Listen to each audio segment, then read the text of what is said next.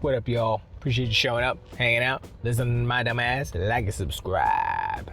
So, this FTC case versus Microsoft case has unearthed a lot of goodies, a lot of tidbits. I haven't even gotten into all the dirty, the back and forth, the double talk, the hypocrisies. I haven't gotten into that.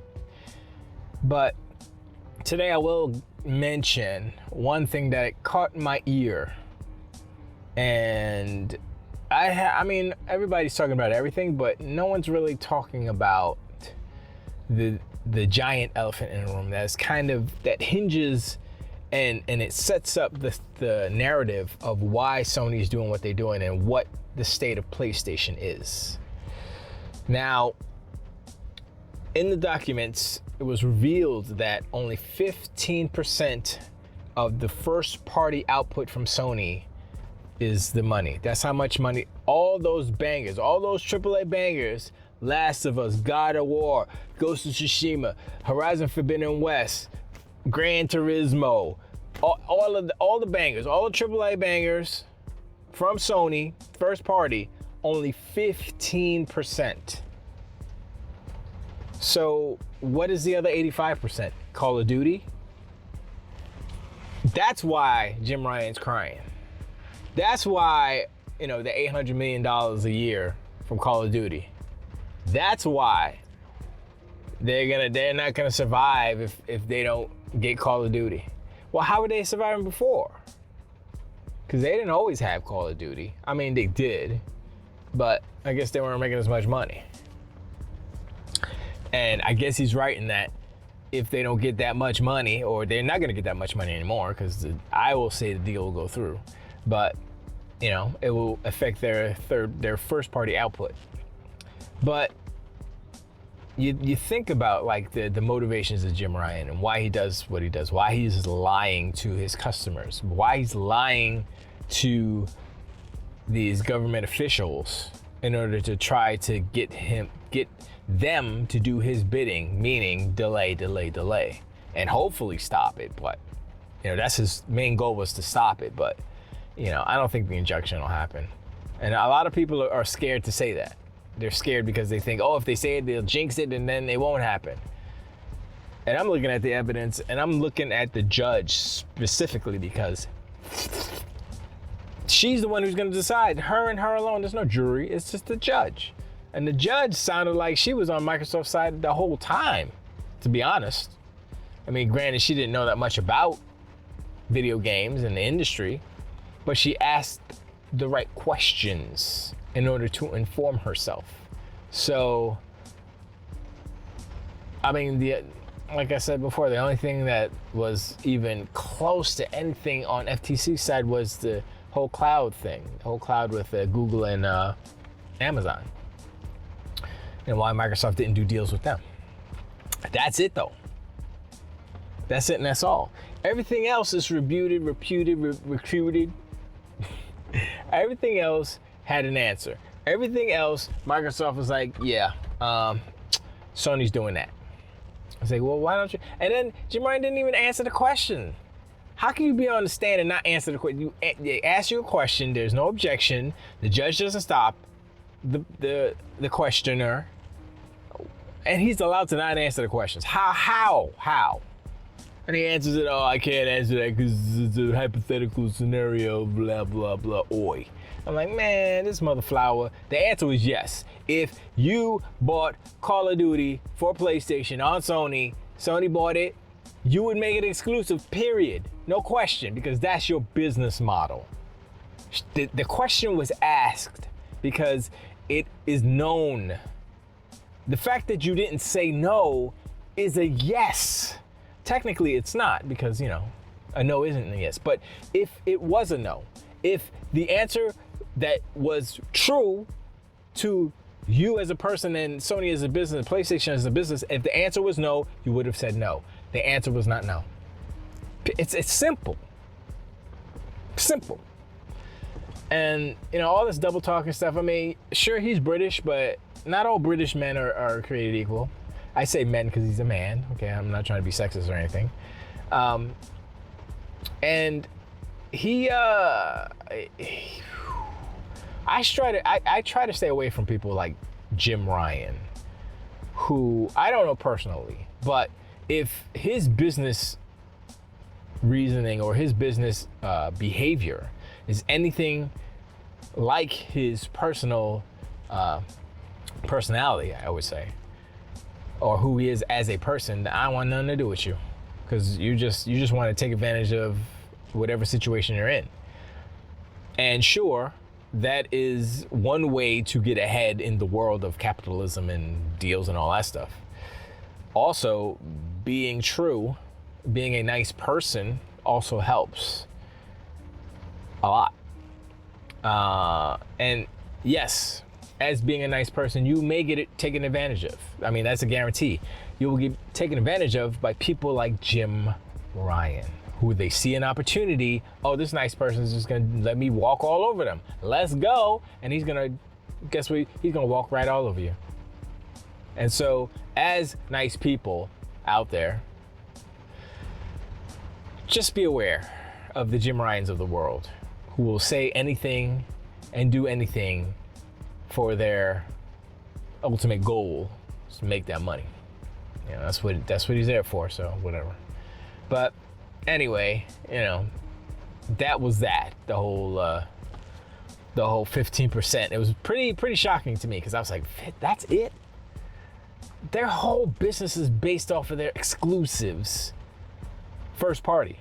They're best in class, da da da. And now you see why they're having to secure all of these third party exclusives, because their first party ain't doing the work, ain't doing the job. They're putting in work. It's not good enough. Not good enough. Another story that I wanted to touch on real quick is the IO Interactive. There was all talks about Microsoft wanting to buy everything up on the planet and stuff, and IO was on the list. And Microsoft did secure an exclusive game. They're making a game for Microsoft, and it's called Project Dragon. And I'm pretty sure I said this before, probably in passing or whatever. But I said, Project Dragon? Why would, I don't know who named it. I don't know what the game is about. But why would you name something Project Dragon? Does it have something to do with dragons? I mean, technically, generally speaking, these code names don't. I don't know. They do sometimes. It depends on who's code naming it, right? But if it does have something to do with what the actual game is about, you know where I went. And many people have, I think, have come to the same conclusion, that Scalebound. IO making Scalebound. Think about it. I mean, it would be better than Platinum, right? Because Platinum had no idea what they were doing. And that's kind of messed up. You know, Microsoft giving you all this money, and you're like, yeah, we got it. And then they're like, yeah, we don't know what the hell we're doing. We don't know how to make online games. Like, what the hell? Why didn't you ask for help? I'm not even gonna say what I was about to say, because it doesn't matter. But if you need help, ask for help, because that's how communication works. That's how you don't ruin relationships. Okay, just trust me on that one. Anyway, so I will have more faith in IO Interactive than I will Platinum Games. Platinum knows how to make one type of action type of game, you know? That's all they've been making for the whole time. The whole time they've been around, making the same ass game. Just like Naughty Dog, but I mean, Sony as a company, their library is it's 3D platformers or sad dad simulators. Anyway, I think that's a possibility. And with the new directive, the new kind of energy that Microsoft is kind of putting out there, I think that their games, their bangers, their bangers will be bangers because of Redfall. Basically, they tried to let the teams be autonomous. And sure, you got this, right? Just to show us what you got later. Yeah, you know. Instead of, you know, getting in there, what you need. Oh, we got this. You want to use the waves in Sea of Thieves? Oh, y'all ain't got no water? Okay, never mind. You know, that's what part of being part of this giant corporation the benefits is that you can go to id, or you can go to Bethesda, you can go, Redfall, you can go to 343, you can go to all these different teams if you have questions about certain technologies that you don't know the hell you're doing. Like, well, we don't know how to do that. Who can we talk to? Boop, talk to 343. They know about online. Boop, talk to id. They know about first persons. Boop, talk to whoever else. We got you.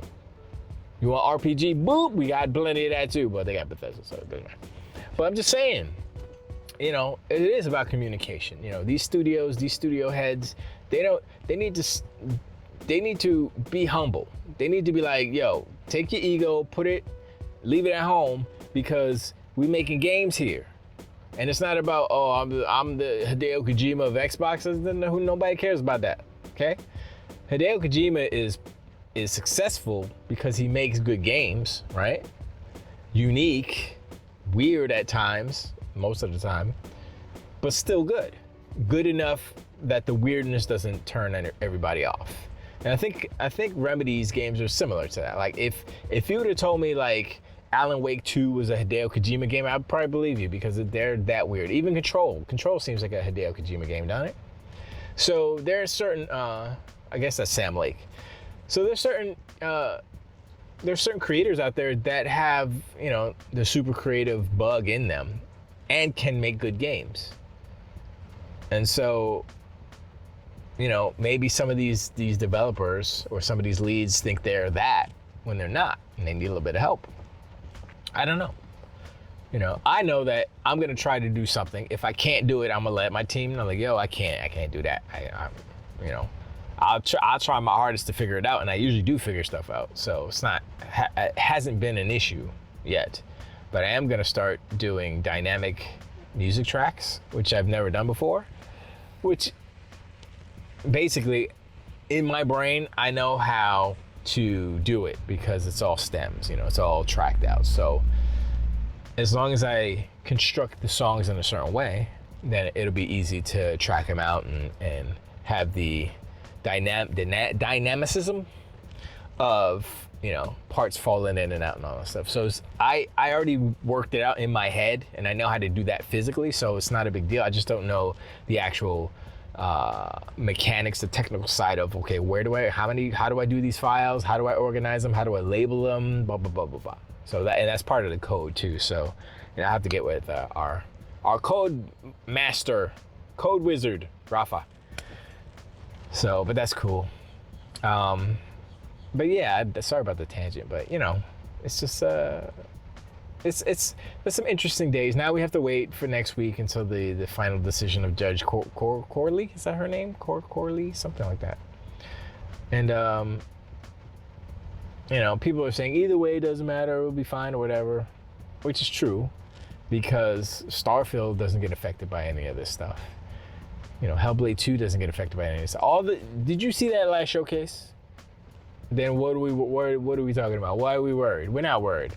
It's really like Dirk Griggity and Sean said on their show. It's really about talking TTSing, basically. And that's what it is. It's bragging rights. So when the deal goes through, now the X-bots can stomp on all the ponytails. You know what I mean? All the donkey unicorns laid in the forest with the metallic blood dripping out, because Voldemort had anyway.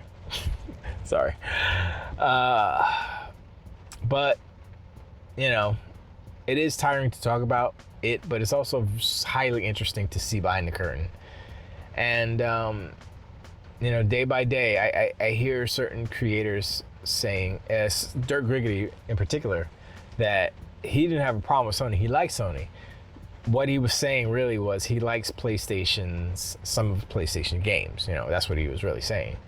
And he would say PlayStation, not Sony.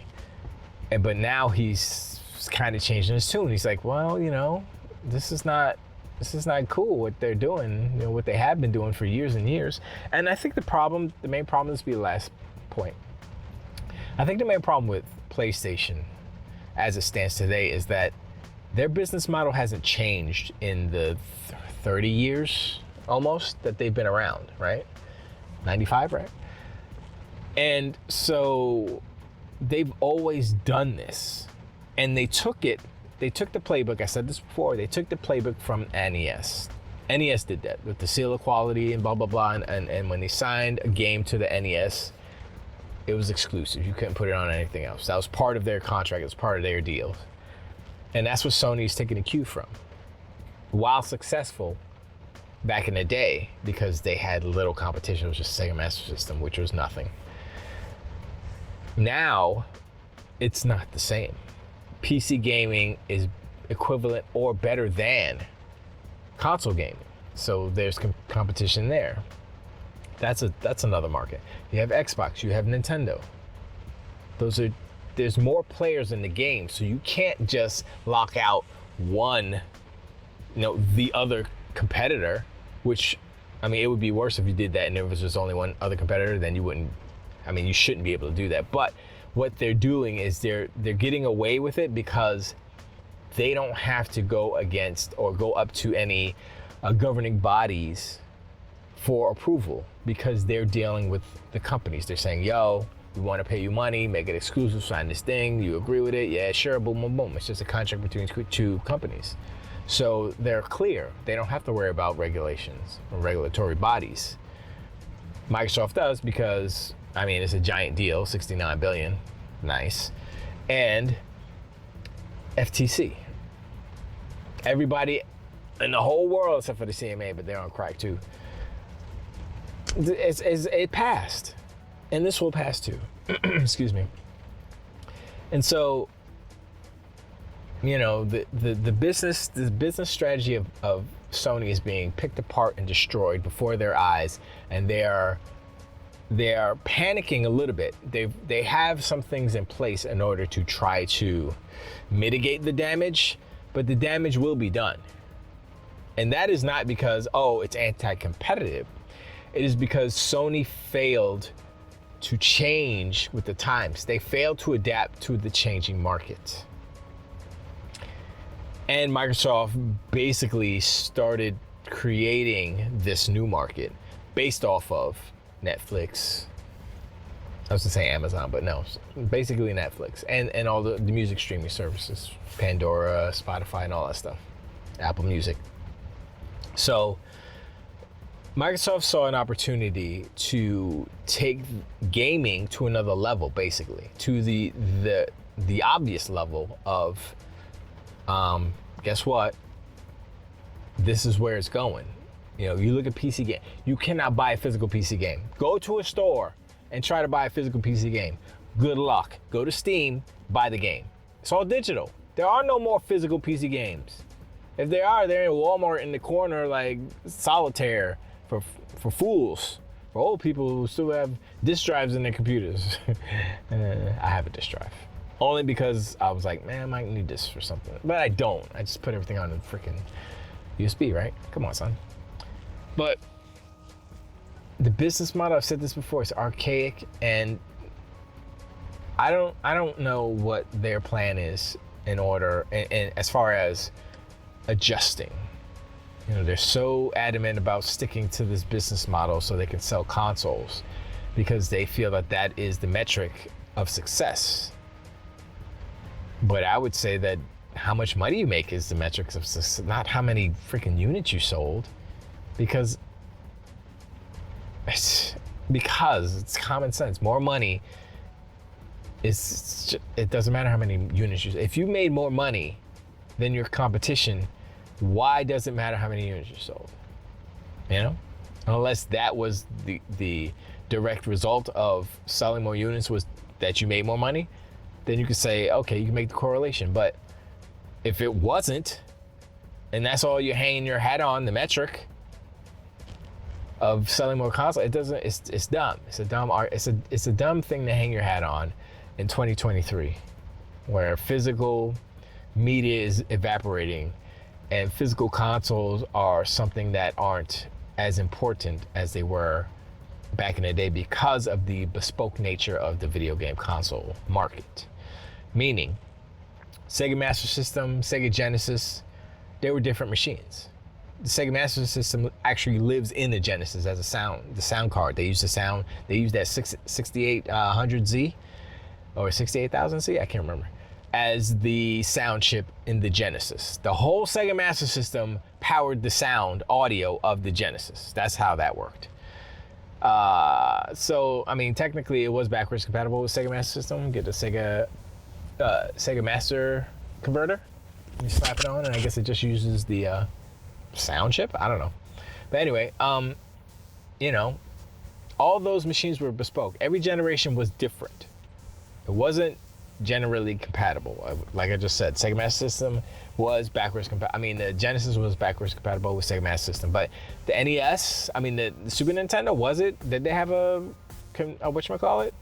Converter or something? I don't know. I mean, it's probably possible, but they were still bespoke architectures, you know. Sony was really the one who really kind of pushed that. And it was mainly for piracy. They wanted to stave off piracy, and the way that they figured that they do it was to have bespoke hardware each generation. So PlayStation 1 different from PlayStation 2. In order to do backwards compatibility, they literally have to put, like in the PlayStation 3, they put a PlayStation 2 inside of a PlayStation 3 in order to make it backwards compatible. They took it out later because it was to make it cheaper, and those systems were not backwards compatible.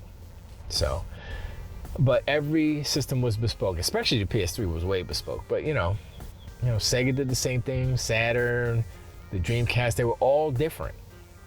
But now, that's not the case. Now, it is x86. It is AMD chips, variations on basically the same technology. So they can't rely on having bespoke hardware to, you know, have copy protection or whatever. You know, so what does Sony do? I mean, they're still on the model of they want to make money off of selling games. So they make it harder to burn discs, I would assume, or something of that nature. Or you have to do an update on the disc so you don't actually get the whole game. There's different ways to do it. So I don't think that's an issue anymore. But their business model is still archaic and it's old, and it's going to be a hindrance moving forward if they continue it. So I don't know. We'll see. Let me know in the comments as far as the 15% Sony's revenue. 15% of their first party represents 15% of their monies, their profits. I think it's profits or revenue. Whatever. It doesn't matter what it is. It's only 15%. So it's like, well, why is it that little? Where it doesn't make sense, right? So let me know in the comments what you think about that 15% number. And do you agree that that's why Sony is acting the way they are? That's why they're so scared of this Call of Duty deal? I mean, it all kind of sort of makes sense now. If you look at the leaked documents and that's why they're doing it. I mean, it's still no excuse of why Jim Ryan's lying and doing all these things. But like I said, that's a reflection on his character. So, people like that could go kick rocks as far as I'm concerned. But anyway, I appreciate y'all. Let them subscribe. I'm almost at 500. That's not true. I'm almost at 400. Keep it coming. They changed the rules of YouTube, so I only need to get 500 subs to be monetized. So I appreciate it if y'all can get me there. And I haven't forgotten about the song. I'm still working on it. It's slow going. No excuses, I know, but I will make it up. I'll have another song ready, so I'll have it not two at a time, but it'll be two in succession, basically. So, but anyway. I'll see y'all next one.